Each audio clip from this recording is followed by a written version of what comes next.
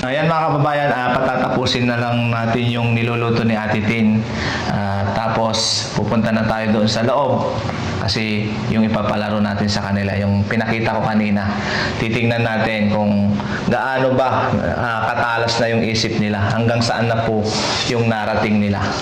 Dahil syempre, ito yung pamamagitan natin pag-treat sa kanila para maibalik yung memorya nila.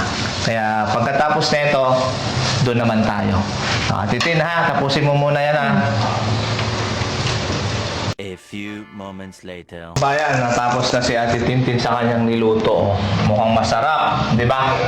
Oh. Ito, bago silang magmerienda, babalik tayo dito sa pinalaro natin kanina. Ano? Ito tayo. Babalik tayo dito sa A, B, C, D, F, G. Yan. Tayo. Ito nga ito. Hawakan mo nga, Ate Tin.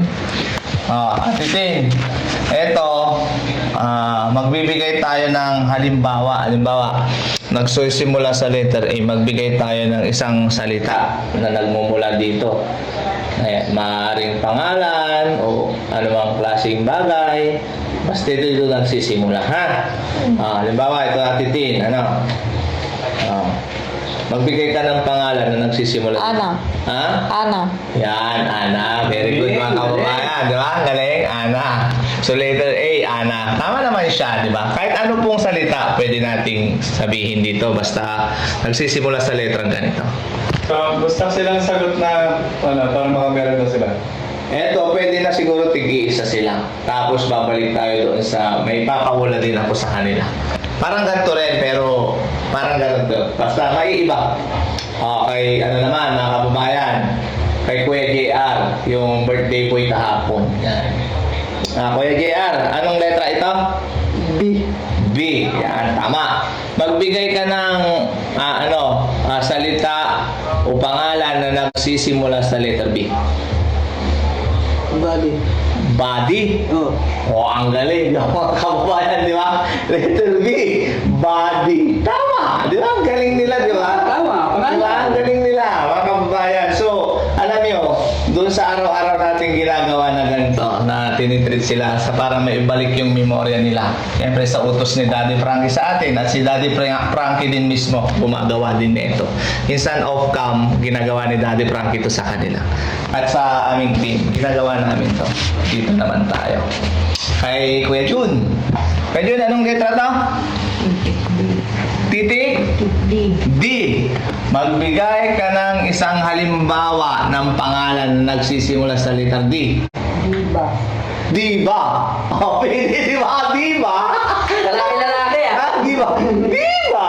Diba? Talagang bongga-bongga nun, te. Ang ganda ng pagkabanggit ni Kuya Jun dito, te. Diba? Para si Ate Tintin. Yan. Tama yung sinabi ni Kuya Junjun. Kuya Jar. Kuya Jar, pakinggan mo ko. Tama yung sinabi ni Kuya Junjun. Diba? Kuya Jar, tama? Oo. Seryoso si Kuya Jar, mukhang gutom na. Ngayon, natapos na tayo. Ano to ulit, Kuya Jun? Diba? Diba? Diba? Diba? Ha?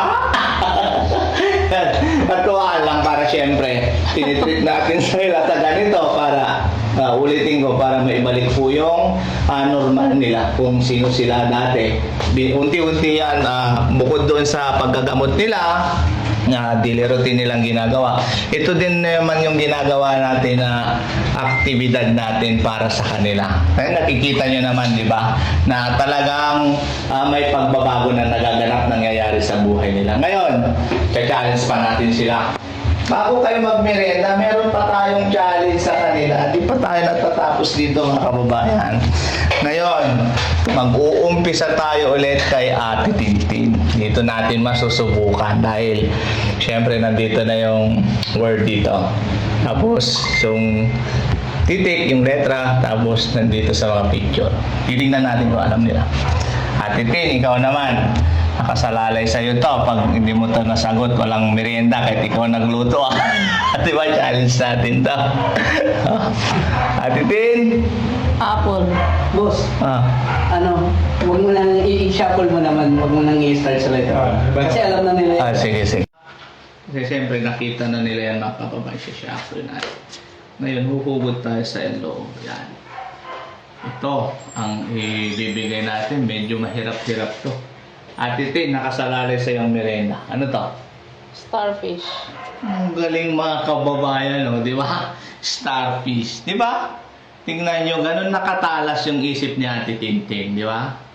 Very good, Ate Tin. Ang galing mo na. Pero tayo, sa bagsak. Di ba?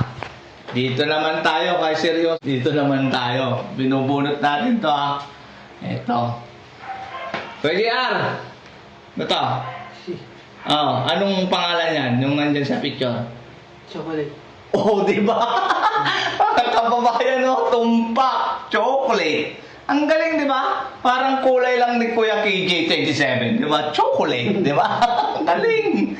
Ayos ka dyan sa bagsak. Ay, merenda ka dyan. Ikaw naman, nakasalalay sa inyo, Kuya John, ang merenda. Pag di mo ito nasagot, walang merenda. Deal? Oh, deal. Seryoso, kumikindat lang. Ito naman. Ay, palitan natin para maiba naman. Ito. Ay, medyo, pwede tayo medyo mahirap-hirap. Yung madali lang yan. Ay, mahirap-hirap naman. Yan, ito. Yan mga kababayan. Parang may meaning yan sa gupit eh. Ito, ganito yung gupit ni Kuya Junjun ngayon. So, Kuya Jun, nakasalalay dito. Dahil gutom na kayo. Kung di mo ito nakasagot, sorry, walang merienda. Ang galing pag-iulit! Di ba? Makakababayan talaga, nakakatuwa, di ba? Nasagot din ni Kuya Jun. So, ibig sabihin mga kababayan, talagang unti-unti nang bumabalik sa dati nilang pag-iisip at sarili nila. Kasi nung unang pagdating nila dito, hindi sila makabasa, hindi sila makausap, sumisigaw lang sila. Yung gano'n na ang dami mo nang sinasabi, hindi ka sinasagot. Pero ngayon, nasasagot na tayo lahat ng tanong natin, most especially kay Ate Tintin. Ngayon, kinalins natin sila dito. Kung talagang yung memorya nila ay bumabalik na talaga. Thanks God dahil sa tulong ng team at sa tulong ni Daddy Frankie ay nangyayari na to at nagaganap na tong mga bagay na ganito. Nakakatuwa mga kababayan na ganito na yung ganap sa kanila ngayon. So, di ba? Araw-araw sa ginagawa ng activity na ginagawa ng team dahil ito yung kuban ni Daddy Frankie. Nakikita nyo naman. Di ba? May changes na po. May pagbabago na po sa kanila. So, tuloy-tuloy lang po nagamutan. Tuloy-tuloy lang itong gagawin natin. Kaya minsan, napapansin yung mga kababayan, inuutusan natin sila kung ano yung maghugas ng plato, like that. Tapos, minsan kahit di mo sila inuutusan, yung nagwawalis sila, tapos nagmamap si Kuya Junjun nung nakarang araw. Yun mga kababayan, di po natin sila inutusan nun. Nakukusa po sila.